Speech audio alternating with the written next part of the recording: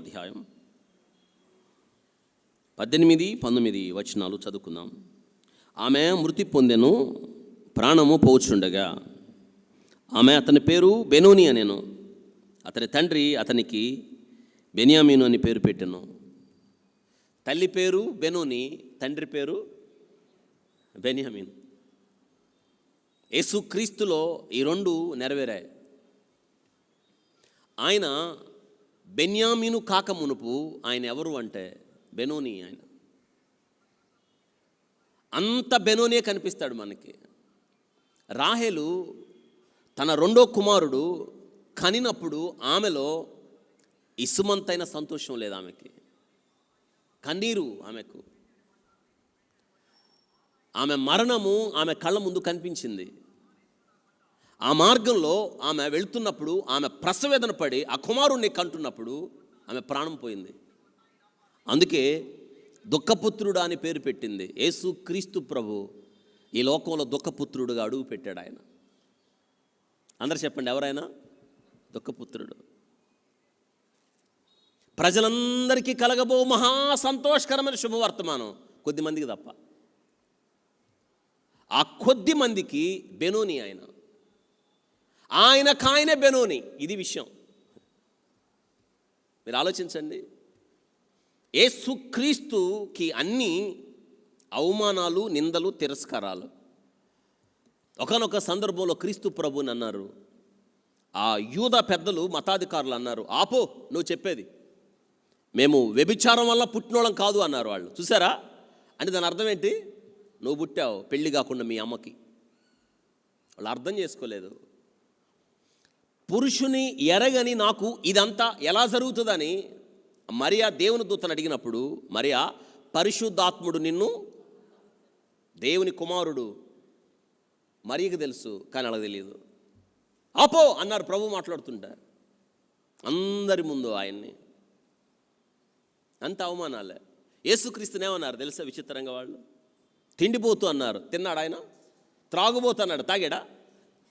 చూడండి విచిత్రం. దుఃఖపుత్రుడు ఆయన.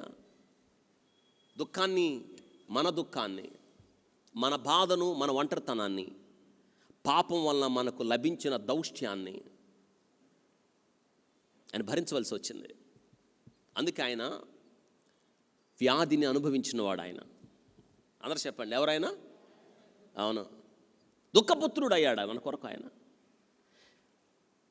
దెయ్యాలు వెలగొడుతున్నాడు అన్నప్పుడు ఆయన దెయ్యములకు అధిపతి అయిన బయల్జెబూల్ అంటే యేసుక్రీస్తుని దెయ్యాలు పట్టినాడు అన్నారు. దుఃఖాన్ని భరించాడు ఆయన. ఎవరు ఆయన్ని చేర్చుకోలేదు కదా. ఒక శాస్త్రి ఆయన దగ్గరికి వచ్చి అంటున్నాడు, బోధకుడా నువ్వు ఎక్కడికి వెళ్తే నేను అక్కడికి వస్తానన్నప్పుడు ప్రభు ఆగివాడికి సమాధానం చెప్పాడు. ఎక్కడికి వస్తావు? ఆకాశ పక్షులకు గూళ్ళు ఉన్నాయి, నక్కలకు మనుష్య కుమారుడు తల వాల్చడానికి దుఃఖపుత్రుడు. ఎవరు చేర్చుకోలేదు ఆయన్ని. ఒక మాట మనకు ఆశ్చర్యం కలిగిస్తుంది. రండి చూస్తాం అక్కడ యోహాను సువార్త. ఆ ఒక్క మాట మనకెన్ని పాఠాలు నేర్పిస్తుంది. యోహాను సువార్త 7వ అధ్యాయం చివరి వచనం, అనగా 53వ వచనం, 8వ అధ్యాయం మొదటి వచనం. యోహాను సువార్త 7వ అధ్యాయం చివరి వచనం, 53వ వచనం, 8వ అధ్యాయం మొదటి వచనం, రెండు కలిపి చదువుకుందాం. అంతటా ఎవరింటికి వారు వెళ్ళిరి. యేసు ఎందుకు? అందరికి ఇళ్ళు ఉన్నాయి, ఈయనకి మాత్రం ఒక్క పుత్రుడు. ఏమీ లేదు ఆయనకి. చూడండి, ఏమీ లేదు. దుఃఖాన్ని భరించాడు మన కొరకు ఆయన. వ్యాధిని అనుభవించాడు, ఒంటరితనాన్ని భరించాడు, పేదరికాన్ని అనుభవించాడు. ఎందుకు తెలుసా?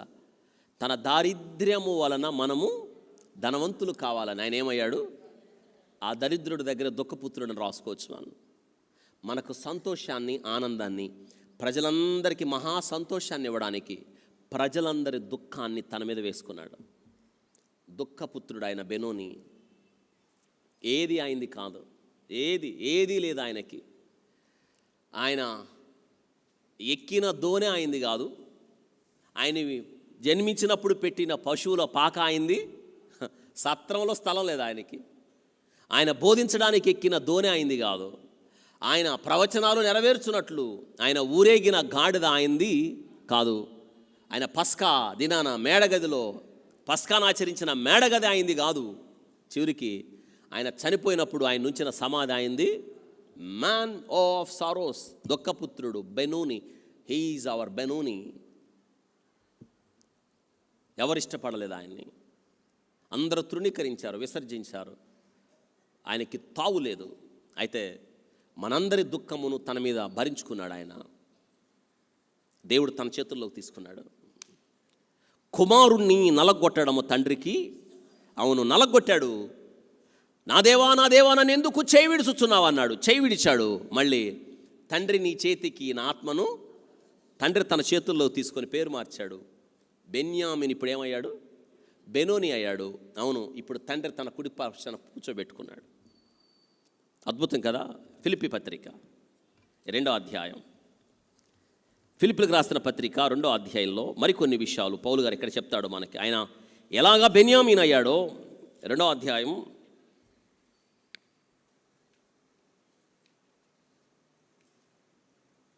5 నుంచి చదువుతున్నాను. యేసుక్రీస్తునకు కలిగిన మనసు మీరు కలిగి ఉండండి. ఆయన దేవుని స్వరూపము కలిగిన వాడై ఉండి దేవునితో సమానముగా ఉండుట విడిచిపెట్టకూడని భాగ్యమని ఎంచుకోలేదు. కానీ మనుషుల పోలికగా పుట్టి దాసుని స్వభావమును ధరించి స్వరూపమును ధరించి తను తానే రిక్తునిగా చేసుకునేను. మరియు ఆయన ఆకారమందు మనుషుడుగా కనబడి మరణము పొందునంతగనగా శిలువ మరణం పొందునంతగా విధేయత చూపిన వాడై తన్ను తాను తగ్గించుకునేను.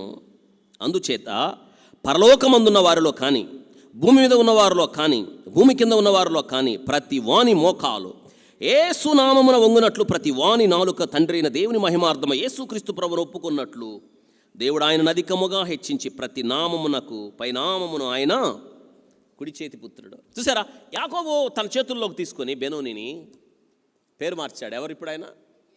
బెన్యామీన్. ఇప్పుడు యేసుక్రీస్తు ఎక్కడున్నాడు? ఇప్పుడు యేసుక్రీస్తు బెనోనియా బెన్యామీనా? తండ్రి కుడి పార్శ్వాన.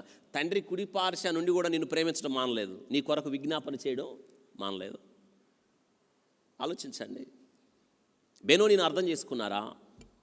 బెనోనిని ప్రేమిస్తున్నారా?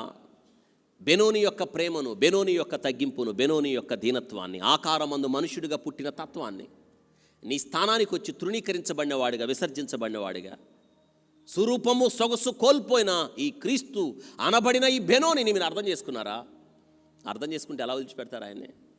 Should love, should embrace. ఆయన్ని హక్ చేసుకోండి, ఆయన కౌగిలించుకోండి. ప్రభా నిన్ను విడిచిపెట్టను ప్రభా, నేను నా కొరకు బెనోనిగా మారావు. నా వ్యసనములు, నా దోషములు, నా పాపాలు భరించి రూపాన్ని కోల్పోయావు. నేను నిన్ను ఎలా విడిచిపెడతాను అని హత్తుకున్నాం మనం.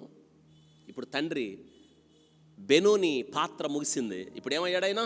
బెన్యామీన్ అయ్యాడు. తండ్రి కుడి పార్శ్వాన ఉన్నాడు. నీ కొరకు విజ్ఞాపన చేస్తున్నాడు. రేపు రాబోతున్నాడు నిన్ను తనతో ఉంచడానికి, తీసుకురావడానికి. ఇదే ఆయన ప్రేమ. మన కొరకు బెనోనిగా మారిన ఆయన నైజాన్ని జ్ఞాపకం చేసుకుందాం.